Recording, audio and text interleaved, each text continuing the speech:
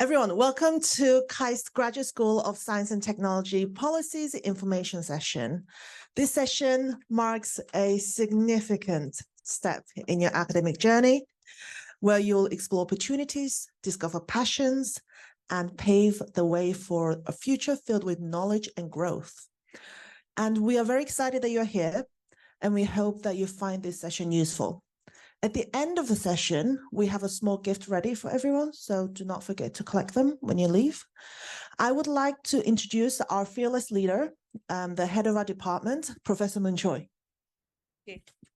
Thank you, Professor Dasom Lee, and I'm so honored to be here and also introduce our wonderful graduate school. And as introduced, I'm Moon Choi, the head of the School of Science and Technology Policy, and welcome. And I'm just curious, so how many of you are from outside of Daejeon? Oh, many of you, okay. So how many of you are KAIST undergraduate student? Okay, many of them. Okay. I think some of you are more familiar with our curriculum, and also the faculty members and others might come here, who are really interested in applying for a doctoral or master's program.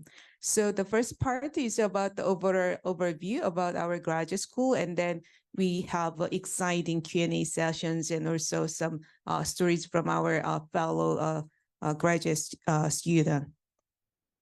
Okay, I would like to emphasize about the mission and also vision of our graduate school. And we got questions a lot about, our identity or our direction and our future. And our faculty members got together a couple of years ago in a little cute the coffee shop. And then, we discussed about the, our goal and also mission. And this is the statement. And so, STP creates science and technology policy knowledge to create a diverse, democratic, and just society. So we are a graduate school based on the social values and also from local to global towards action and insights. Our learning is continuous.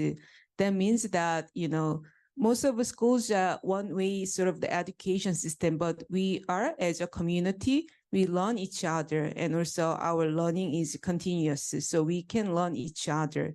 And about the vision, I would like to, highlight this part. The KAIST STP aspires to humanize science and technology and innovation with a critical understanding of evidence from numbers and narratives. So the last part is about the methodology. So we use both quantitative and qualitative methodology. So we use numbers and computing skills, and also we use narratives, interviews, ethnography, and historical, approach.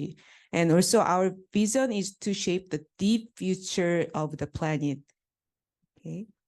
So these are the word cloud about our research. So we put our abstracts and research into the, the program, and then we found that these are the representative words from our work and about disaster, Anthropocene, and nuclear and science, energy, history, and philosophy, and also international environment, human technology, etc.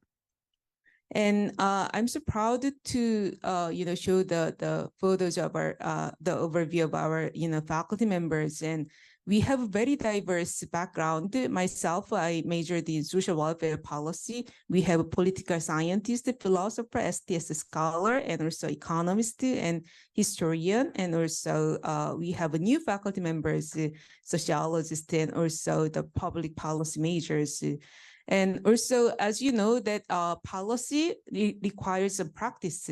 So we have, affiliate faculty. As a faculty, we did the very, the experience of, policy practice. For example, the Professor Jung-In-Lo, and she was the, president of the NRF, and also the anthropology part is Professor Dong-Ju Kim, and also, other faculty members. Recently, there are two new faculty, Professor Dong-Ik Shin, and he was the former ambassador, especially in the UN, and also the Professor Dong Park, currently working for the Google as a senior policy advisor. And he's coming to STP every summer to teach a course. So we have a strong partnership with the international relations, also the private sectors. And these are the courses that we are opening this semester, and very interesting topics like AI lab policy, and also we have a list of undergraduate minor program. And about the class, like 400, it's open to both graduate and also undergraduate student. Okay, and we got many questions about the funding. So there are tuition waiver, and all students are admitted as full-time to our graduate program have a tuition waiver, and also the scholarship from the department. It's called the Kajak, as you know, the KAIST scholarship.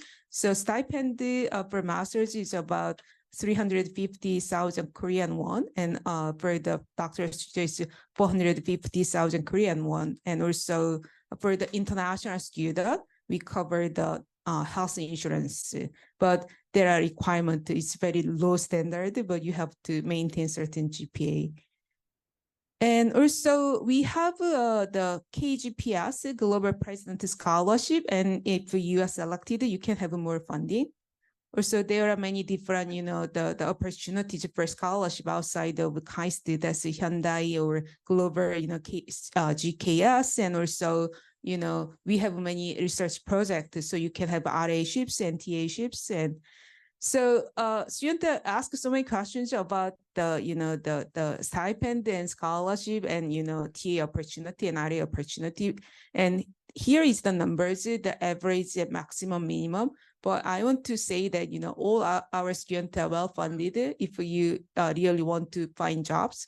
So some students are really into TA-ship and other students are RA-ship, but we have many ongoing research projects, and most of faculty members are very active in the field. So here are the, average. But as you see, the standard deviation is a little bit wide. So some students got like fully funded, other students are minimum, but depending on your choice, if you really want to focus on your own master's thesis or doctoral dissertation, you might not want to be, distracted by the, RA project. You can focus on this. So there's more, flexibility compared to other engineering schools.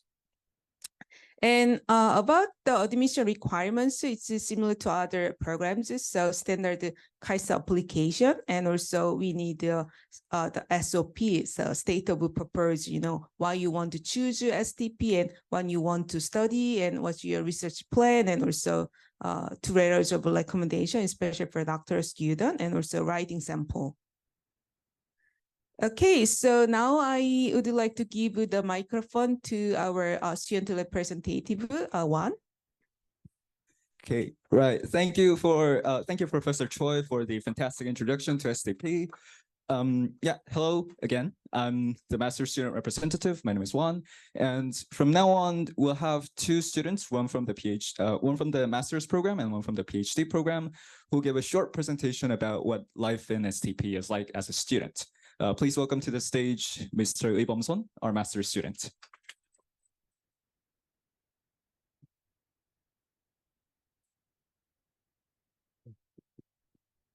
Okay,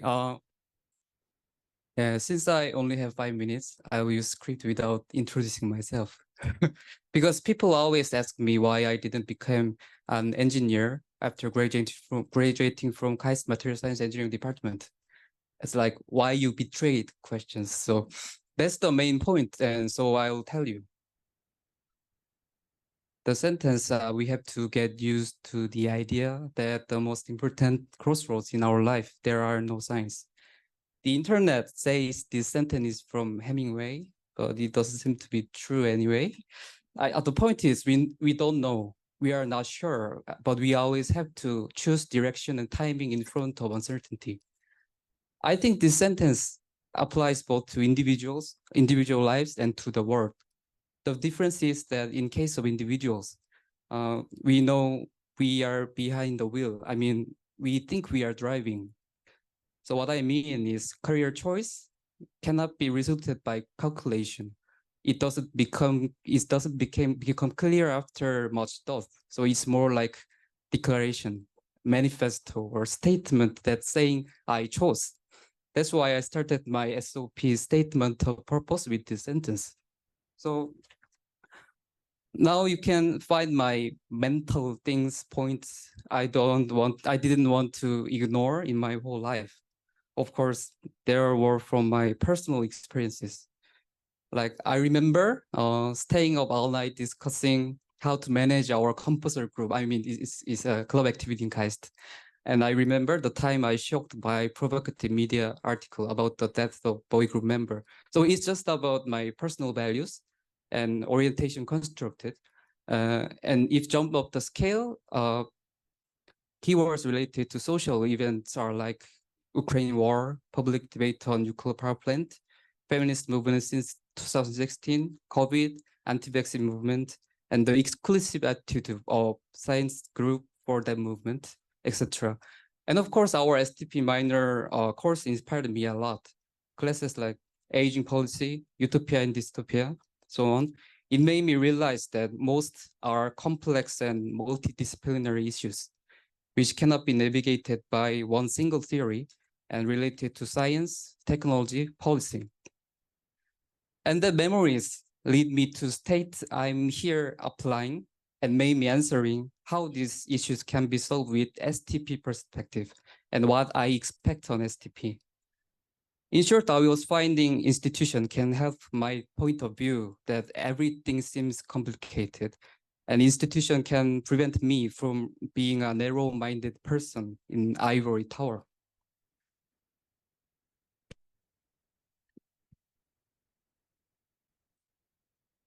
So I came here and studied 3 semesters. Here was actually what I expected. That's all. Then now you can ask me, does it worth? The value of multidisciplinarity may not be observed and proved, but to share my case, my topics were like, why is energy transition so slow in Korea? What are the challenges of level 4 automated vehicles? Can perception of automated vehicle be related to perception of ChatGPT? I'm based on sociology and with using statistical methods, and you can never find the intuitive link with the classes I've taken, like history on 19th century modern science, ethical issues related to biology, classes about therapeutic disaster. But the link exists, but hidden. If intellectual history or ethnography is done for STP, it's going to be revealed indirectly, while STP members already know, oh, not every ideas were written in the paper and reference section. It creates our originality that can never be stolen. And in that context, I think the world needs STP. The STP tell us and remind to world that there are no traffic light in the future. Various disciplines study their way, but decisions about direction and timing should be made comprehensively rather than bounded to one single discipline. That's what I found here. The STP perspective will construct it through communication, not only seminars and workshops, but also our daily lives in department. Even though our paper and future career may focus on certain discipline, but I believe this characteristic will become more and more valuable. And you will sense if you come here.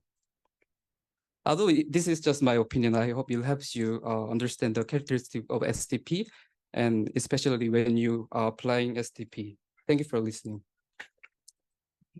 And there's an example of communication. We have student magazine. This is early opened link for delivery, just for promotion. It will be published soon. Thank you. All right. Thank you, Ivan, for those words. As a betrayer of engineering myself, I couldn't have put it any better. Right. And then our next, well, I'll give you like 30 seconds to do the QR code for Behind Sciences. Last minute offer. Okay. Right. So next up, we'll have Jo Champellet, our PhD student. She's the first STP student I have ever interacted with because she was my TA. Please welcome her. Good evening, everyone. So as one introduced me, I'm Joëlle Champalet, and I'm a third-year PhD student at the SLO Disaster Lab, which is led by professionals, which you will meet very soon. You already heard, so a lot of the students in STP, as they mentioned, come from, this will be helpful. So a lot of the students in STP actually come from hard science background or engineering, but it's not my case. I actually, before coming to STP, I studied and earned a master's degree in geography and urban planning in France, in the University of Grenoble. I'm French also, so you might know. And then due to my interest in the role of technology in urban space, I came to Korea to do another master's degree in science and technology policy here at KAIST. So my research interests are overall in urban studies and science and technology studies, more specifically around smart cities and what do you say there? Sustainable development. During my master's thesis, I looked into the impact of smart systems on residents' daily life in the city of Sejong. And my current research for PhD looks into the translation of the concept of smart city in South Korea, looking more into two types of urban services and issues, which are waste and water.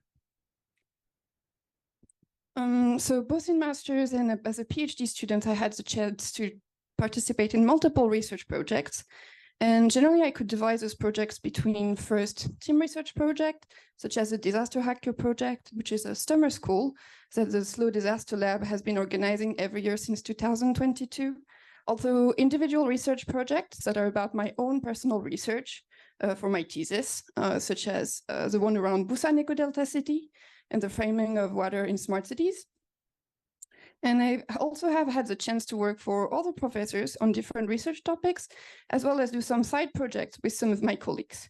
And I think that having the chance to collaborate with professors or other seniors on my research project has been a great learning experience, even on topics which are not directly related to my own thesis.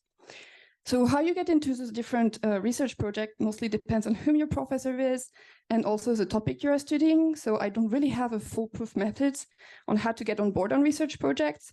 But if you keep track of emails and other communication channels, you might be able to find some nice opportunities to get into different research projects. And then participating in research project is a good way to get experience, but also to get some money and some salary, which we all need to live. So I wasn't really sure what you would like to hear about being a student in STP. I've been in this department now for around 4.5 years, almost 5 years. And one thing which really helped me tremendously throughout this time has been the people and the community. From the administrative staff to professors and other students, everyone has been extremely welcoming and very warm. As a foreigner, when I arrived here, it was a really very reassuring feeling to know there was people I could ask questions to, rely on, and always willing to include me in everything they do. And I think it's not just something which is valuable for foreigners, but just for any newcomer. It's really, really reassuring to have somebody to rely on. And this feeling hasn't changed for me over the years, and despite the growth of the department and more people coming in.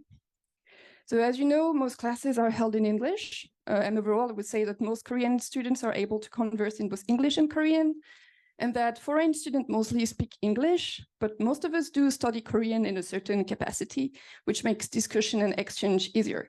My personal sense of that is that if you move to a country, you should learn the basics at least, and more if you're willing to. But I know that everyone doesn't have the time or the interest to do that. Anyway, what I want to emphasize is that language barrier is not really a thing. And even if your English or your Korean isn't perfect, people always try to take the time to understand what you say and understand what you're trying to say. And I think this picture I put up here is quite a good example of this. So it's actually a picture that was taken last February. It's a picture of a 2-day workshop organized by at STP by a Japanese scholar named Ken Kawamura. And we invited Japanese scholars and students to discuss about our relevant work around disasters, switching languages from Japanese to English to Korean. And that has been a very tremendous opportunity. And one thing I have been discovering more and more since the end of COVID-19 is that STP community isn't just only your colleagues and your professor in the department, but all of the people that takes the time to come from abroad or from other town in Korea to exchange with us about their own interests and ours, and have a very, very willing discussion on their topics of research. Apart from very academic events, such as the workshop I just mentioned, the department also organized more fun style events, such as last week we had a strawberry party where we just sat together and just ate strawberry and kimbap, and that was it. It was just really fun. And so this is the end of my small introduction. I hope I was able to give you a small glimpse into what it means to be an STP student. And if you have any question, please don't hesitate to ask me. I'll do my best to answer. Right. Thank you, Joel, for the introduction.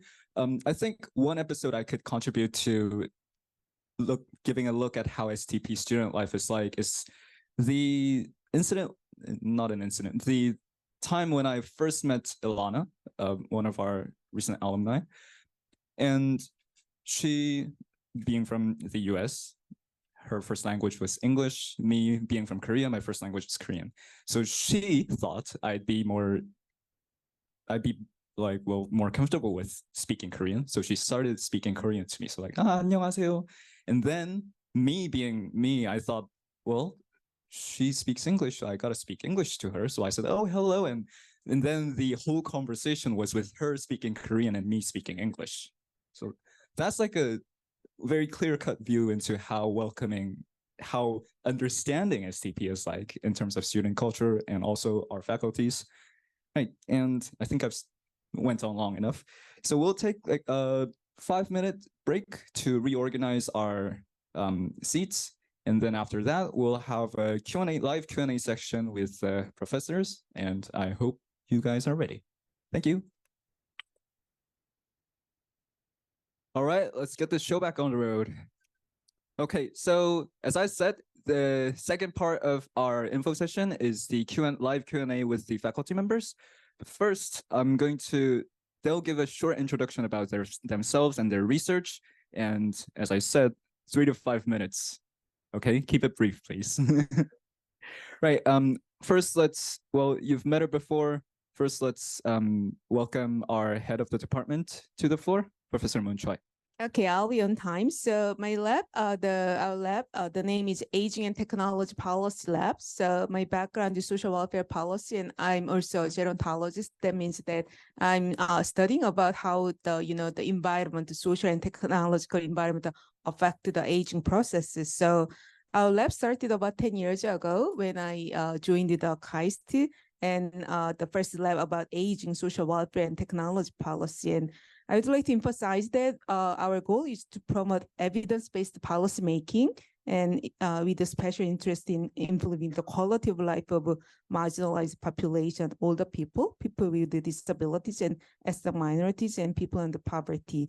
So evidence-based policymaking is that, lots of government initiative and policies are like a trial and error kind of process, but we really want to approach them more scientific way. So we do a lot of empirical study, data collection, and also I'm affiliated with the Graduate School of Data Sciences. So now we are moving toward a more computational public policy.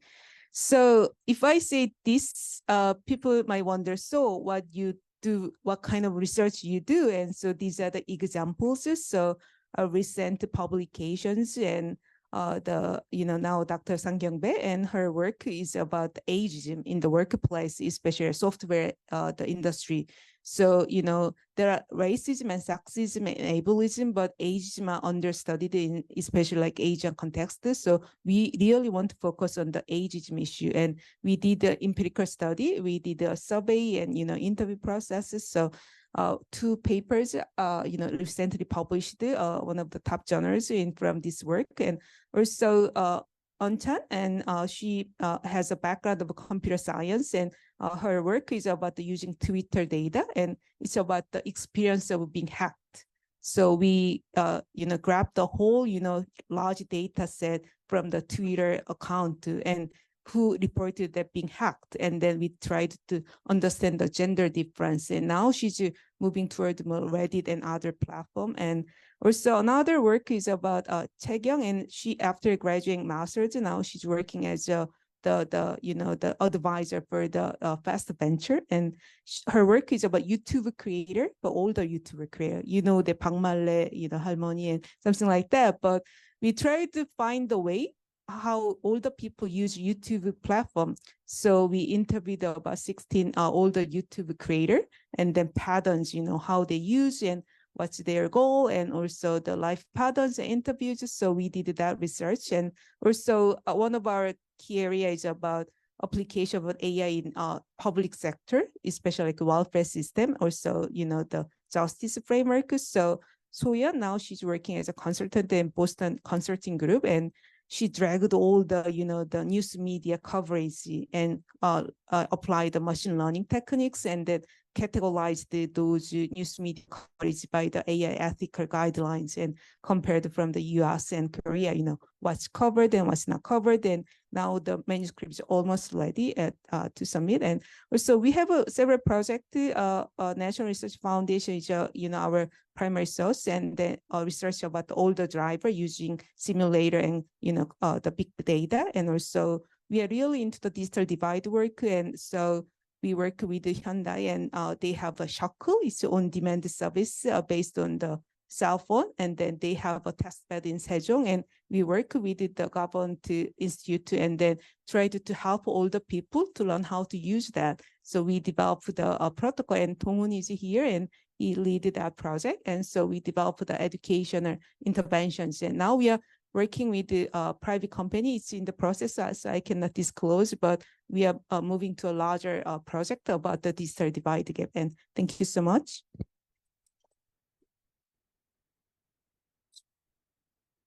Right, thank you. And next we'll welcome we like to call her the mother of STP. Please welcome Professor Soyoung Kim. I don't have a slide. Yes, last year I prepared a slide, but last year for me was no slide. I felt disappointed, and this time I decided not to use a slide.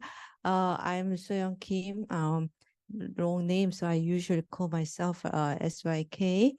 And I'm a political scientist, but I don't do politics except certain times. And my primary interest is in R&D, research and development policy, but this is a very, very wide open area, because R&D could be about basic science, big science, energy technology, nanotechnology, whatever, right? So I don't have a very specific domain focus, and my students do a lot of different things. And finally, my fundamental question is, when you make a collective decision or public decision, what's the rationale and what's the reason for making such a choice? So when you pour a lot of money into big science projects, a lot of things like AI, etc., who decides how to invest, how much to invest? So that's, I guess, basic motivation. Thank you very much. Right, thank you. Up next, we'll have the professor who wouldn't look at my eyes. Please welcome Professor Cheong Jun. He also recently screened a documentary, which I missed, and I'm very sorry about missing. Good evening. Very nice to meet you, everyone. My name is Cheong Jun. I study the relationship between technology and society and human beings, which means all of us. And I do sometimes historical studies. I sometimes do to go out to the fields and meet people and then observe what people do. Oftentimes the engineers and scientists. I'm hesitant to call my group a lab because we don't really work like a lab people.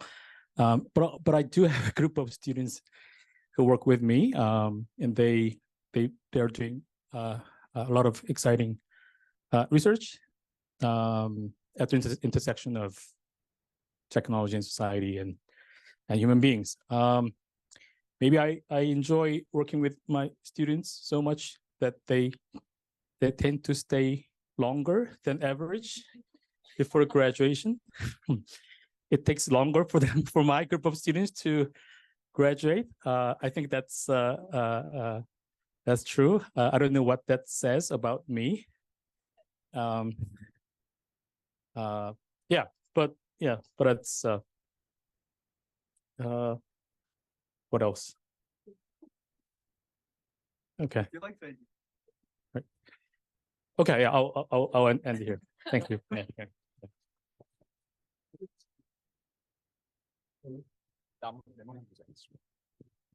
Right, thank you. I will say people who spend longer time studying for their PhD or masters, they tend to be a lot more sophisticated in their researches. You're welcome. And next, we'll have our resident philosopher, Professor Grant Fisher. Okay, hello. My name is Grant Fisher. I think I have too many slides, so I'll try and get through this as quickly as possible. I'm a bit like Professor John in the sense that I have a lab, but it doesn't really feel like a proper lab, but still we call it STP, which is Philosophy of Science and Technology Policy. Just to give you an idea about the kind of thing that we do. I mean, I'm a philosopher of science, but we're interested in issues that are connected to things that affect and interest people outside of philosophy. So the role of values in science, for example, so the role of ethics and political and economic values in determining the choice of research projects related to things like R&D policy, I suppose, as well. But also how standards of evidence are determined by what we value.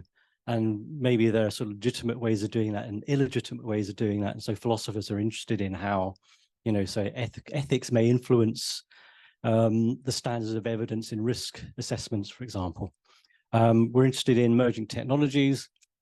And we've all heard of emerging technologies, right? But we may not have heard of what are called novel approach methodologies, because these tend to get overlooked, but they tend to go hand in hand. So when you get new technologies like AI, like machine learning, or you get new biotechnologies like induced pluripotent stem cells and things like that, they tend to require new methods to assess the risks that might be involved to public health or to our ideas of justice in using these new technologies. And also the new technologies themselves can become part of our methods. AI is one good example. One of my students, Hye-Jun Han, she's studying the way in which AI is used to make decisions about drug design, for example. And also I'm interested in the way in which, and this connects to bioethics, the way in which novel systems using stem cells, for example, may or may not be used to replace animals in toxicological risk assessments and in medicine. So we do look at medicine, toxicology, pharmacology. We're open to other topics too, but these are very much related to risk and our ways of connecting our research to the science of science policy. Just to quickly end with some comments about some recent publications. So one of my students over there, Do-Young Sun, Richard Sung, recently published a paper with a colleague at Yonsei University on against evidential pluralism in pharmaceutical regulation. Hye-Jun Han has recently published a paper about models used to design new drugs. So you can't see that's all right. That doesn't matter so much, that one at the bottom. That's my one. So that's about stem cell research. And anyway, you can ask me and Richard questions about all these things. I was going to say a few things about methodology, but I think I'll leave that for next time. So if you have any questions, please do get in touch. Thank you. Thank you. Next up, please sit in front. Yeah, it's your turn to sit in front of the PowerPoint. All right. Okay, next up, we have our resident disaster researcher. However, I would say his personality is far from a disaster. Please welcome Professor Scott Knowles. Okay, good evening. Good, what? Well, my slides are here. Okay, that's good. That's a good response. That would cut it in Texas, which is where I'm from. And I'm a historian, which means I'm interested in the past, but not the past as a dead place, but the past as a living place that's in active conversation with the way we live today.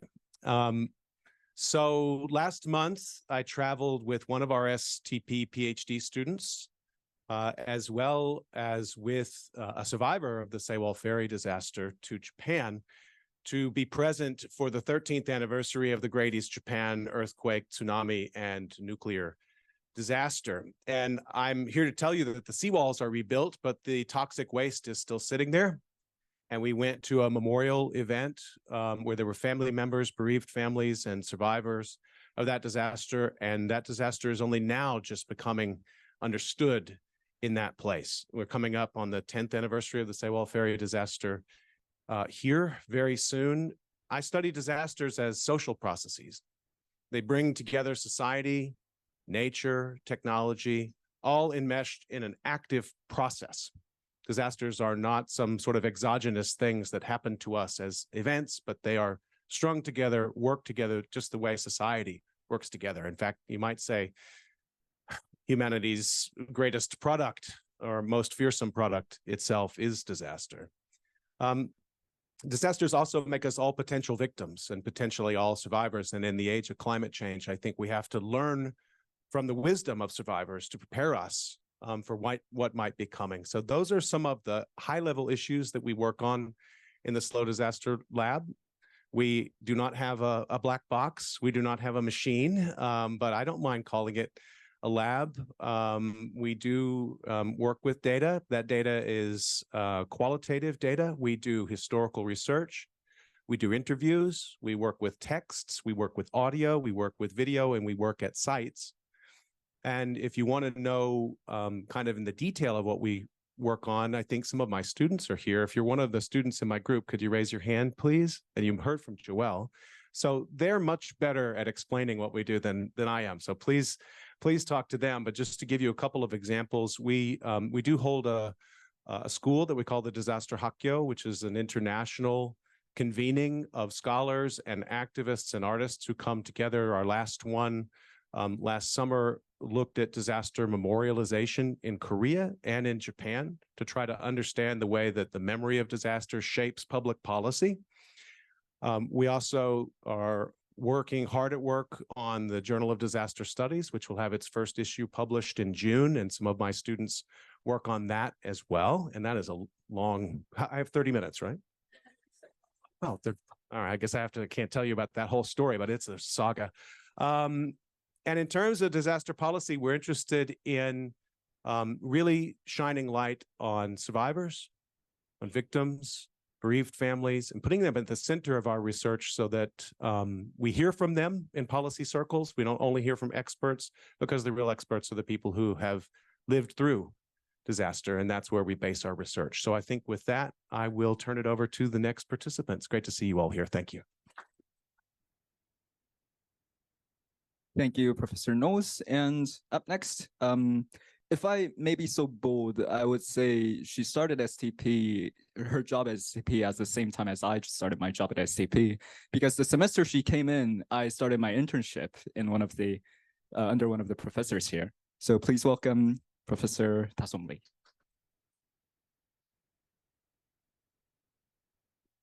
Hi, my name is Da-Sung Lee. I'm an assistant professor here at STP. I joined a year and a half ago when you joined. And before that, I was a faculty member in the Netherlands. And when I was being interviewed, I met everyone. I loved it here so much that I decided to just give up my job and then move here.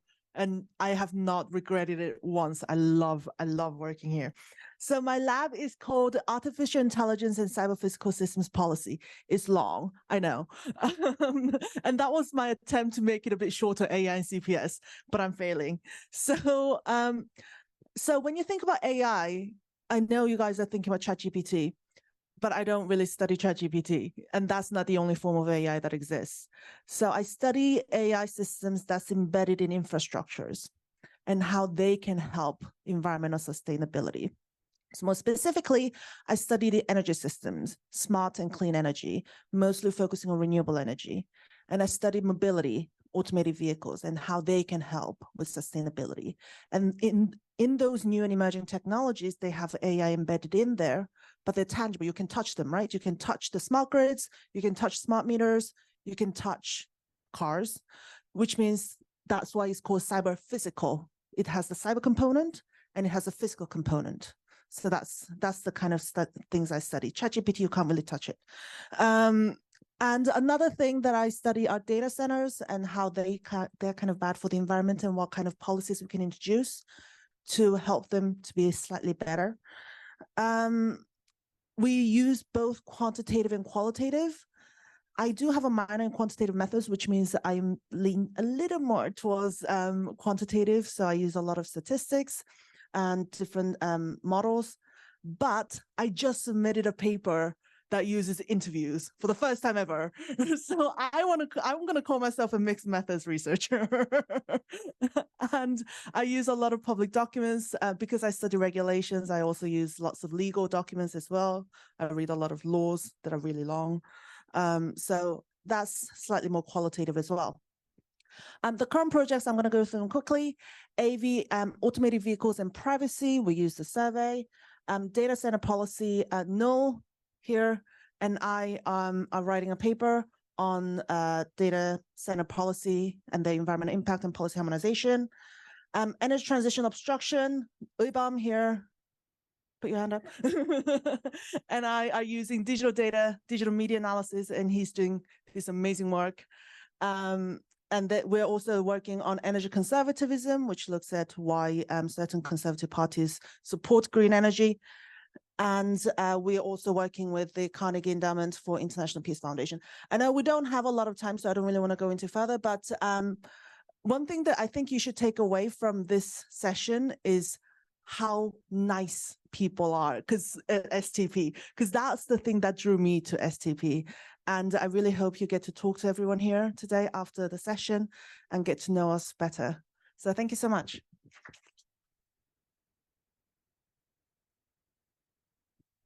Case in point for Professor Dasom Lee, what she said about us being nice. I've been teasing these professors mercilessly since the session started, and nobody has made an angry comment. Right, and last but not least, we'll welcome our newest member to the faculty, Professor Seok-Kyun Woo. Stopwatch, very nice. Well, because I'm using stopwatch because I think I over-prepared, and you have to deal with it because I just got the job last year. So this is kind of like a job market. So if you can summarize my research interests or kind of what are the overarching theme is kind of summarized in the first slide. So we have, for me, that what I'm interested is the fact that the knowledge is expanding at the exponential rate. I mean, in terms of publications, right, with the AI also, right? And also we have exponential increase in the number of scientists, researchers dealing with this kind of involved in the knowledge production activities. But we also know from many empirical evidence that we're not that efficient, right? Well, number of scientists are increasing, but the knowledge is not increasing at the same rate. And many of scholars points to, and even also me, is like, well, a lot of productions are done by team. That means we have to look at the team and organization of work in science, right? And also not only science, but also inventive activities. So that's kind of the theme. That's kind of a theme that motivates my research. So I'm gonna go over a few research area that I'm interested in. So I'm just got the job last year. I have one student, so it's mostly going to be kind of research that I'm interested. So I'm interested in how failures are managed in labs. So this is more kind of classic, kind of sociology work, STS type of study where I went to the labs and see how scientists deal with management of failures, and also think about how failures are constructed. So these are kind of study that I'm interested, especially at the team level, where how the problem-solving knowledge are stored. Right. Also, I'm interested in the increasing bifurcation of career structure. We have increasing hierarchy. Different type of scientists are produced, and how that explain existing inequalities such as gender and race and other different social categories. Right? Also interested in how we consume knowledge in the face of ever expanding knowledge. So I'm interested in how scientists use different heuristics that we should not actually use, but actually use anyway because of the expanding knowledge. Also, more recently, the research that I'm involved in is to try to understand how do we actually create more healthy governance of science, and trying to look at not only, for instance, in the case of the research misconduct, let's not just focus on the individual kind of attributes, but actually focus on the structural factors like power dynamics to understand why we see this kind of increasing research misconduct, right?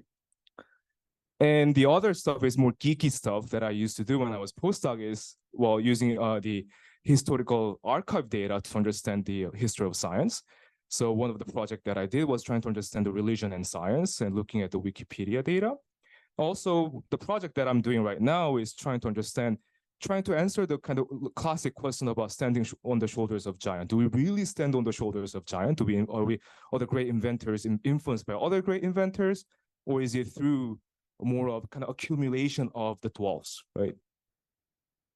And other research area that I'm interested in, of course, globalization of science. Now everybody's trying to understand how do we promote research collaboration. Also, another project that I'm doing with group other colleagues, political scientists, trying to understand how science is actually used in policymaking. So this is more like real STP, right? Do we really use scientific evidence when we do policy process, policy analysis, agenda setting, and etc., right?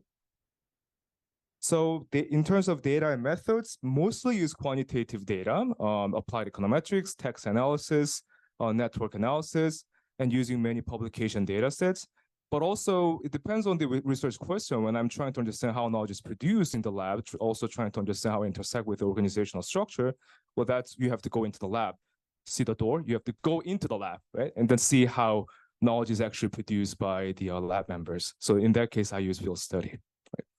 So you can go into my website, or it's also in the KAIST website, so you can see what kind of research that I'm interested in. Thank you. What time did you get? 4 minutes, 20 seconds. 4 minutes, 23 seconds. Okay, good enough. Right, I'd like to welcome all of our faculties up in front, so we could have a live Q&A session. We'll first start off with some questions that were frequently asked by the registered attendees. Right.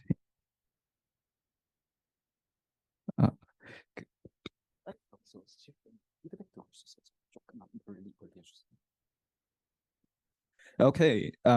Yeah. So how the tables turn, because 1 year ago, a little bit less than 1 year ago, 3 of the faculties here, Professor Choi, Professor Knowles, and Professor Ta-Sung Lee, were interviewing my admission for STP.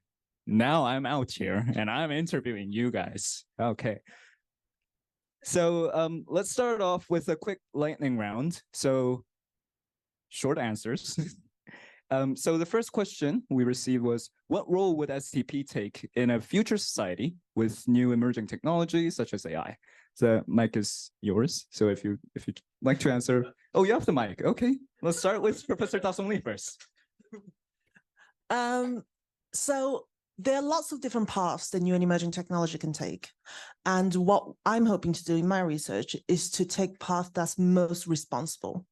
And that could be responsible for sustainability or for society in general. But my research most focus on sustainability. But that's essentially called responsible innovation. So we're looking at how innovation can be promoted in a way that's responsible for the society, responsible for the environment, but also the process of the innovation, the development of the innovation can also be more democratic. So include many different stakeholders, and kind of this constant communication and discussion kind of, yeah. We're a little bit short on time, so we'll take 2 more answers from the professors. Anyone goes. Just quick comment, AI is not my area, but I think every time when there's new technology, we tend to think that it's inevitable, the technology optimism or technology determinism. But I think I want to emphasize it from the perspective of STP, it's our choice. So many of the time, the adoption of technology is a social process. That means that it's not inevitable that whenever that there is a choice, it is our decision, right? And then that's why I think the democratic process is such an important thing. Yeah. Maybe one more professor? Maybe Professor So-Young Kim, who studies public policies? No? Professor Chang? Well, the floor is yours, Professor Chang. So the role of STP. Well, STP is a university department. What university department does is to teach students, graduate students, send them to the society. And and sometimes we also produce research. So in the future society of emerging technologies or disappearing technologies, we'll just stay here and then teach students. And yeah, that's what we do. Okay, fair enough. Right, and second question, how could students connect a non-STP background to STP research? So some students are a bit anxious because they have no previous training in public policies or sociology, social sciences. Any of the other professors who did not answer the previous questions are welcome to answer. So there's a great fallacy that you learned something from your undergraduate years. Technically, you learn something, but you forget right after getting out of your classroom. So whether you study engineering, science, or social science, or whatever, it doesn't matter because you forget. So everyone really starts from the scratch. And if you don't forget, you have to remember your skills are transferable. So you can reinvent yourselves in new ways. And I'm just thinking about my two PhD students, Richard's over there, who came from science backgrounds, and they're now publishing in top philosophy of science journals because they've got the skills. I mean, having the skills in science and engineering is absolutely essential to what we do anyway, and you can build upon that. And we look for people who are willing to apply themselves to new situations using their imagination. So I think it's very good. Yeah, I would encourage you strongly that it's a benefit actually to you if you have a science or engineering background, because you already have a lot of sort of tacit knowledge about the way those communities work. I mean, I'm trained only as a historian and a philosophy student, and I spent the whole first part of my career trying to understand engineering. I had to relearn a lot of science that I never paid attention to when I was in college. And the other thing about it is that we have to think about your facility with language. I mean, not just Korean and English, but also technical language, computing languages which transcend, that are used across different kind of technical disciplines, which are really, really important in society. And you know them. You may not think about them as connected to policy. You may not think about them yet as connected to something that we do in STP, but I guarantee you when you get on our classes, you'll see that it's actually a benefit to you. So I encourage you to think about it as a strong preparation for this kind of work. And I would say one more thing. If society is going to actually change in the direction that most of us want, the university will have a role to play, but most of that change will be driven in the private sector or in government. And it will be driven by people who have technical expertise. No offense to anybody here at this panel, but the reality is the levers of change are usually pushed by people who have those kinds of backgrounds and then ascend into leadership in corporate sector or in government. So you think about your pass through STP as a place where you learn the skills of how government works, and then you're really dangerous. Right. Yeah. Me coming from engineering myself, my advisor, Professor Choi, when we have individual meetings, there's always this wrestling match going on because she's saying, "Oh, you're a social scientist studying AI," and I'm saying, "Oh no, I'm a computer scientist studying social science." And there's this like back and forth debates and like where we like talk about like what's fit for this method, what's like the implications of this. And that process is actually, I think, one of the most fun things about you have in STP. So you don't need to worry if you don't have any previous public policy training or social science training. And that also applies to the other direction. Even if you don't have any previous training in science, you'll still do very well. Right. And next question. This one is for all the professors. In one word and one word only, what is the single most important characteristic that you would look for a student as STP student candidate if you're part of the committee? One word. Timekeeping skills. Doesn't need to sleep. That's a little scary, isn't it? I said that just for my students. Curiosity. Persistence. Yeah. Imagination. Loneliness. Tolerance to uncertainty, sometimes of a long time. Ownership. Okay, so I think I failed at 6 and got loneliness. So yeah, take notes. Even if you apply with 1, you could still get into STP, right? Next question. So how would one balance research and coursework with their occupation? So this is some people who are trying to look for applying part-time. So if you're looking to balance your work and your research life, how would they do that? So anyone up for answering? So my first student was part-time student, but she worked more than full-time student. So she go to work at like 8 a.m., the flexible work hours, and then she left to work around 4 p.m. and she do writing her doctoral dissertation until midnight. So that's not a common case. And also she's so dedicated to the research, but I think it depends on the job situation. Someone can have some research leave, etc. So, but I think you have to have a very practical idea about how much time you need. Because we are not 행정대학원, like there are many good 행정대학원, but most of those programs are really designed for part-time students. So they have class in the night, but we are not that program. So we really want commitment. So if you are interested in part-time, you have to talk to your institute, whether you can take a days off or, you have hours after, work, etc. Otherwise, it would not be, easy. Yeah.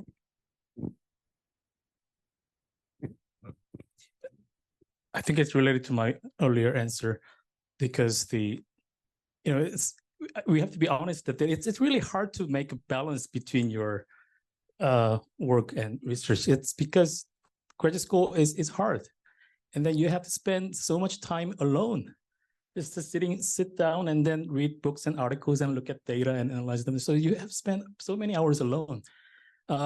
So how much time can you kind of secure for staying alone and then doing your academic work? So that's a very difficult thing. But we've had a lot of great part-time students. But I don't really know how they did that because they somehow magically managed that. But I'm sure it was a very difficult thing to do. But they did great. Yeah. Okay, so I'm gonna blow in some optimism here because, well, yeah. So there are many part-time students in STP, especially for master's students. And for PhD, it's a little bit tougher, but there are some jobs, especially public jobs, occupations, that will let you have around 2 years off, like some time off your work, so you can pursue your degree program. And if you're pretty good at selling, oh, this is important for our job, this will improve our product sales, this will be good for our company, we'll become a global leader, then sometimes they let you. And Kevin, who's taking my photo, is actually one of those students. So feel free to reach out to our students if you're looking for any advice on that. Right. And last question from the slides before we open up the floor. What kind of experiences would you offer to STP hopefuls? So research assistant jobs, then what do you do? What are you expected to do? Anyone? 2 people.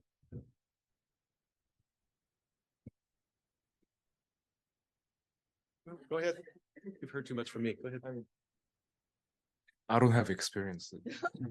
Then tell them about what you're going to provide them. Advertise yourself. I think it depends. So it depends on the project, and because as a policy researcher, we have a different type of research projects. So one type is a very basic science type of research, basic social science from National Research Foundation. In that case, student can, it depends. It's advanced doctor student involved in the design, the study, and also the overseeing and with me, and also design the survey, and we also do the large scale survey probably like twice a year. So we design the survey and collect the data and and then analyze the data set and write a, report. And those are example. And we don't do much of primary data collection, but when we do, we have to go to the field, and we mostly work with older people or people with disabilities. So we have to do face-to-face interview. And these days, after recording the interview, everything automatically,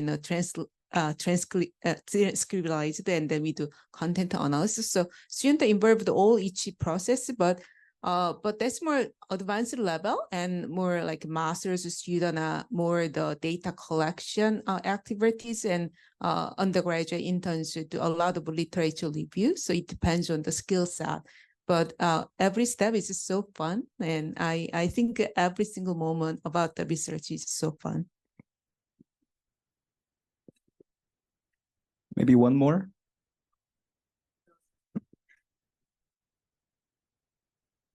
I think the spirit of the question is very practical, but I'm going to amplify something that Joelle said, which is that this is a very special program compared to other programs around the world because of the amount of transnational, like global interaction that you will have.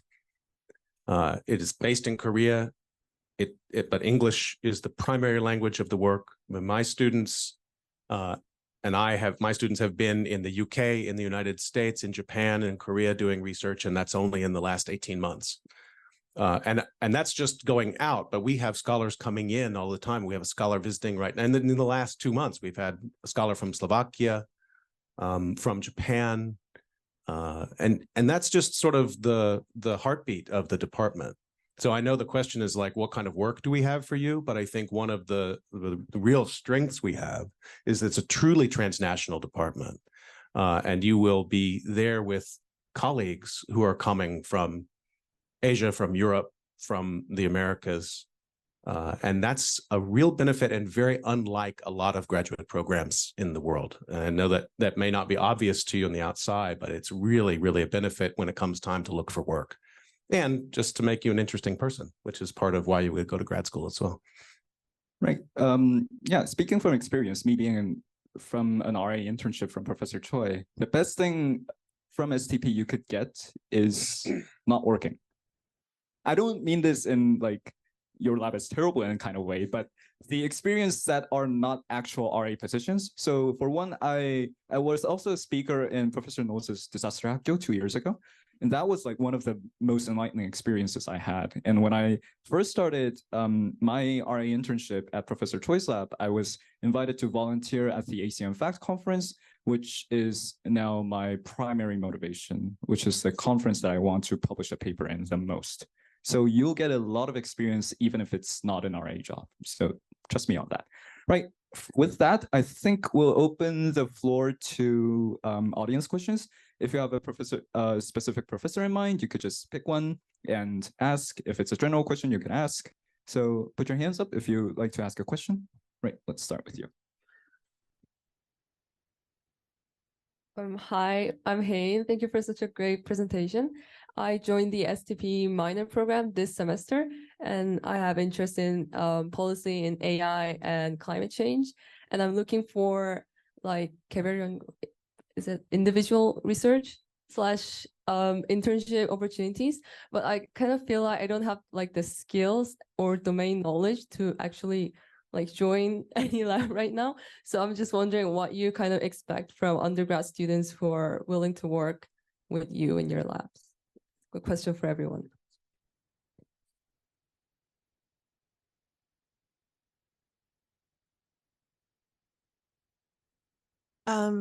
Right. So Tofik here used to work with me over the winter break.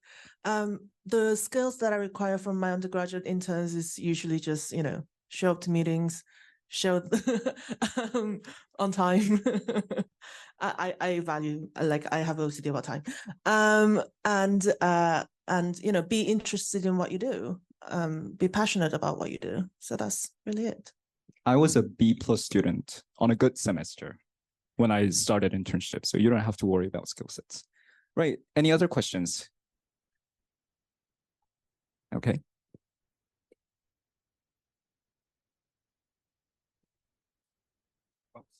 Thank you. I'm a graduate student at the Graduate School of Culture Technology. It's my second semester, and I'm very interested in the research for older and aging adults.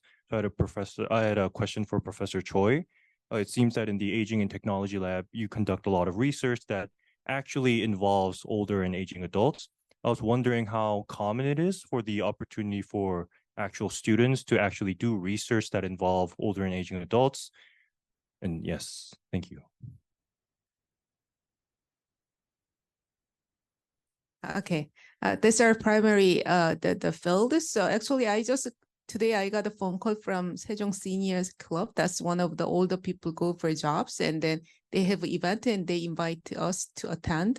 So we always have a collaboration with that kind of nonprofit or government institute, and we always see them. So I think it's just part of. Actually, we just came back from Cheongup. That's one of our I don't like the word of living lab, but anyway, the field that we are working. So now we are working in the smart technology and mobility innovation in the rural area. So there are about 10 older people, mostly women, are living alone in that field. So we are using the AI care call and etc. So we visit that field and then shadowing, like visiting nurse. And so we do all the time. Yeah, all the time.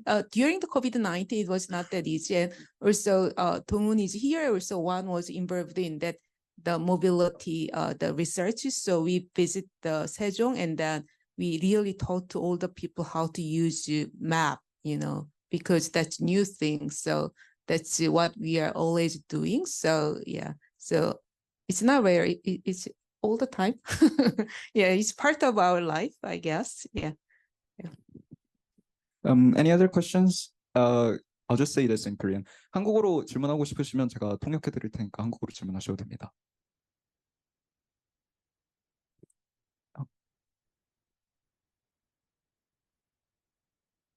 Hi, thank you for everyone. I think every of the professor's topic here is very interesting, but I kind of want to ask for everyone is that since all the labs are in Korea, is that the topic that we are researching in are mostly locally, like in Sejong or some cities in Korea, or if we do like research outside of Korea, like in some other like countries, how do we understand the context or the nuances of the different communities that is not ours?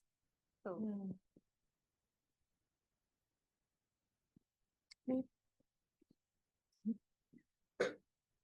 I'm not sure whether I got your question correct, but here some people study local communities or regions in South Korea, but others just cover global data. So one of my students worked on biomedical data, whether government support for certain research topics really leads to the tangible outcomes, for example. So I don't think we are intentionally limiting ourselves to a particular group of communities, etc., but rather it really depends on your research topic.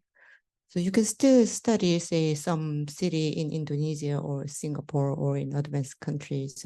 It's all matter of your research design. And Professor Fisher, would you like to share a bit more about what your research did in like philosophical? I think you did like cross-cultural comparisons. Well, yeah, I mean, in relation to the question, I think, so one of my students, Richard, has been doing some field work on government research institutions around KAIST, so looking very much at scientists working in toxicology and how they respond to new methods and what decisions they make about applying these new methods. But I've also had a student who was Lithuanian who did field work in Lithuania, and she was looking at issues in bioethics and policy, and it's a good question because the context does matter, and how you approach that context is going to be different. So that's a sensitivity you have to develop with your methodology, I think. But yeah, it's definitely an important issue, I think. Yeah. So for example, one of my students studies the history of facial recognition technology, but in the US. So her historical materials are all in the US. So she had to save money apply for travel grants to travel to the US alone for 4 weeks to visit different places, looking for documents, and come back with a lot of materials. So sometimes you have to travel, and that's how you study. It's other history and culture. And sometimes the data comes to you because, as Professor Knowles said, we're a what was the word? I'm sorry, I'm bad at English. What was the word? Like trans. It's not keep going. You're transdimensional. almost there. We're an international community. Yeah, good enough. I just want to say that's a really deep and important question. And I want to give an answer that maybe a historian would give, which is that we often don't understand the places where we live as well as we think we do. So even though we live here and we think we know the cultural context of where we are, once we crack open the history books, we might find that the place where we live is a little bit more unstable than we thought it was. So I think, the kind of work that I'm also interested in is deep historical work, which helps us have a deeper grounding of the place where we are is not just somewhere where we sort of intuitively understand it. You might find that the place where you live is a lot stranger than you think it is once you start looking at that history. And as I said before, I'm from Texas, so I can really vouch for that. All right, maybe one last question, last minute question. If you're too afraid, if it's like a dumb question, those are the easiest questions to answer, so feel free. Anyone? No?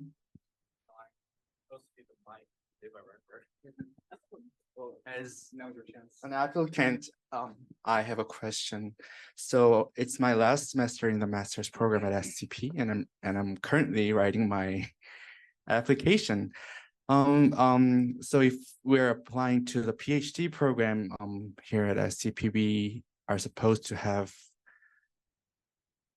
an advisor in mind. We have to mention that on our application. So I'm looking for somebody who's willing to do some crazy research with me. By crazy, I mean research that's not going to probably attract higher authorities' attraction. That's not gonna make money, but is probably important for the development of theoretical background which Korea lacks, in my opinion. So who of you professors here do you think, or do you think you are more willing to do some crazy research, or are you more on the safe side?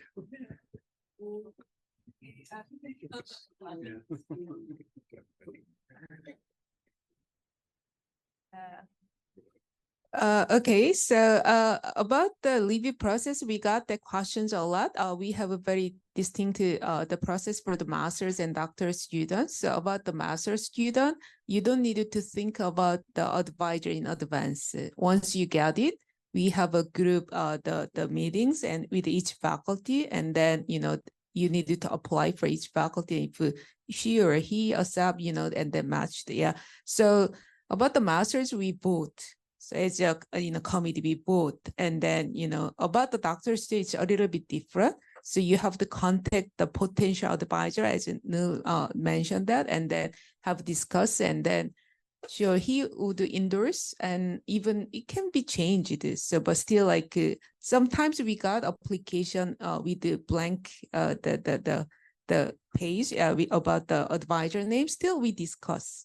So, but one case is that if we apply for a specific faculty, but you never talk to that, the person, and then sure he would say, oh, I'm not interested, and then it can be rejected. But if there's other faculty, I might be willing to take that person if sure he would be interested. In that case, we have further discussion. So I think because doctor program is at least 4 years and sometimes more than that. So it's a huge commitment from faculty side or student side. So you needed to talk to the faculty. So they're, approached very well, like in advance, try to explore the, potential, possibilities. So I think that's important step. But about the question, maybe if you have any, answer or something, please email him, okay?